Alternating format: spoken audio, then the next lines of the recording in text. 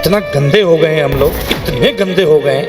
आप अगर सब लोग मिल जाएं तो भी मुझे दुखी नहीं कर सकते। ज्यादा भ्रमण न किया जाए, इसी में तुम्हारी जीवन में अपवित्रता आ गई। हमारे जीवन में, हमारी जीवन शैली में, अंग्रेजी में कहूँ हमारी लाइफ स्टाइल में अशौच है, अपवित्रता है। हमारी जीवन शैली अपवित्र जीवन शैली है। उठना बैठना सोना जागना, कहाँ पवित्रता बची है भैया? आप लोग कभी चेक तो किया करिए अपने आप को।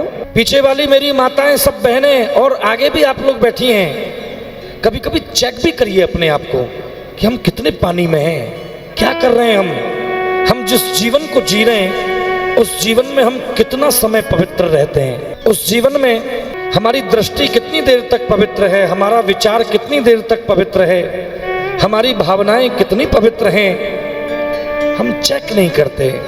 निरंतर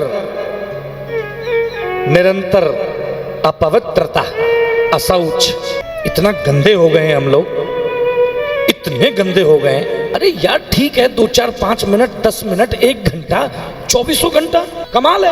आप इतने गंदे कैसे हो सकते हैं? कोई आदमी 24 घंटे गंदा कैसे हो सकता है भाई? 24 घंटे गंदे, 24 घंटे अपवित्रता।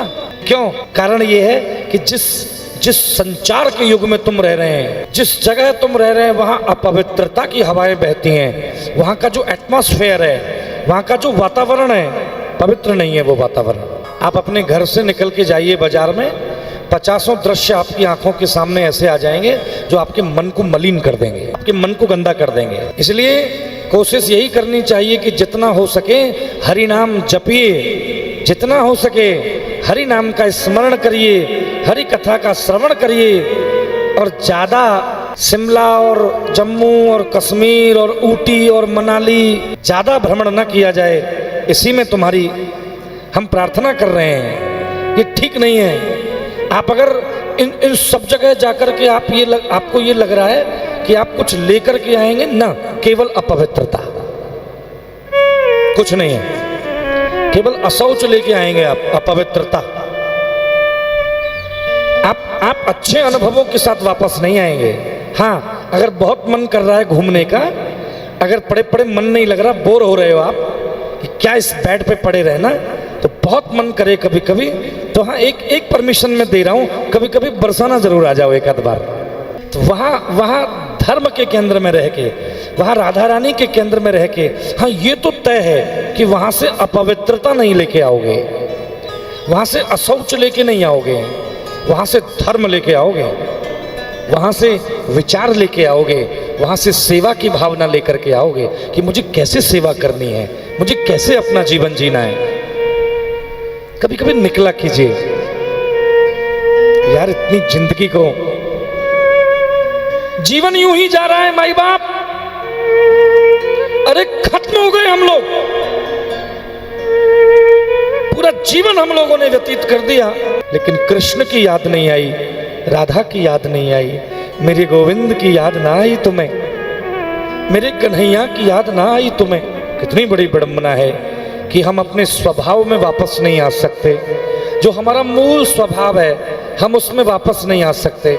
धर्म रूपी बैल के कलयुग ने 3 पैरों को काटा, और जब राजा परीक्षित ने धर्म से पूछा कि हे महाराज, आप मुझे बताइए कि आपके ये 3 पैर किसने काटे हैं? आपको दुख पहुंचाने वाला, आपको कष्ट देने वाले को मैं दंडित करूंगा, मैं उसे दंड दूंगा।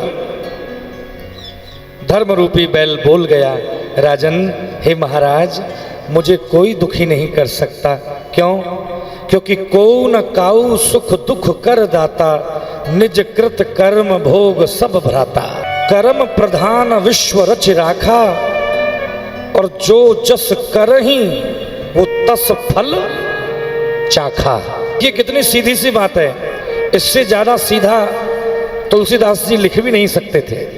महाकवि तुलसीदास जी महाराज, महामना अति धन्य यतिवरण्य विद्वत्वरण्य। श्री तुलसीदास जी महाराज से किसी ने पूछा कि जीवन में दुख आए तो क्या समझना चाहिए, तो तुलसीदास जी मुस्कुराए, बोले तुम्हारे जीवन में अगर दुख आ गया है तो बस ये समझना चाहिए कि ये तुम्हारी ही बेवकूफी का परिणाम है, वो किसी ने दिया नहीं है तुम्हें। किसी युग में नहीं दे सकते। आप ये याद रखना, आप अगर सब लोग मिल जाएं तो भी मुझे दुखी नहीं कर सकते जब तक मैं स्वयं दुखी होना ना चाहूं। कोशिश करिए, आप मुझे दुखी नहीं कर पाओगे। क्यों? क्योंकि मैं आत्मस्थ हूं, मैं मग्न हूं अपने आप में, मैं अपने आप में उतरा हुआ हूं। बहनों मुझे कहने दीजिए, मैं खुद को खोजने में लगा हुआ हूं, आप खुद को नहीं खोज रही हैं, मैं तो खुद को खोजने में लगा हुआ हूं। और जिस दिन मैंने खुद को पा लिया ना, मुझे कहने दीजिए, उसी दिन ये वाणी बंद हो जाएगी, उसी दिन ये माइक पकड़ना बंद कर दिया जाएगा। और ये शायद मैं ललितपुर में ही बोल रहा हूं, ये बात मैंने कहीं और नहीं बोली। ये बात मैंने कहीं और नहीं बोली। मैं केवल ललितपुर में ये कह रहा हूं कि मैं खुद को खोजने में लगा हूं, और जिस दिन मैं खुद को खोज लूंगा उस दिन माइक पर बोलना बंद कर दिया जाएगा। अब कथाएं नहीं होंगी, फिर बंद। वो कुछ मिल जाता है आदमी को तो वो सब छोड़ देता है धीरे धीरे, एक साथ तो नहीं, एक साथ तो आप भी नहीं छोड़ने देंगे। अगर एक साथ कोई आदमी कुछ छोड़ना चाहे तो आप भी तो नहीं छोड़ने देंगे। परिवार आपको एक साथ कुछ छोड़ने नहीं देगा। जो आपकी फैमिली है, आपका परिवार है, वो आपको छोड़ने नहीं देगा। लेकिन विद्वान, ज्ञानी, श्रेष्ठ लोग वो वहीं उस परिवार और गृहस्थ की गली से बाहर निकाल के सन्यास का भी एक रास्ता तलाश लेते हैं। इस सब की इच्छा पूर्ति करते हुए कर से कर्म करहूं विधि नाना, और मन राखूं जहां कृपा निधाना।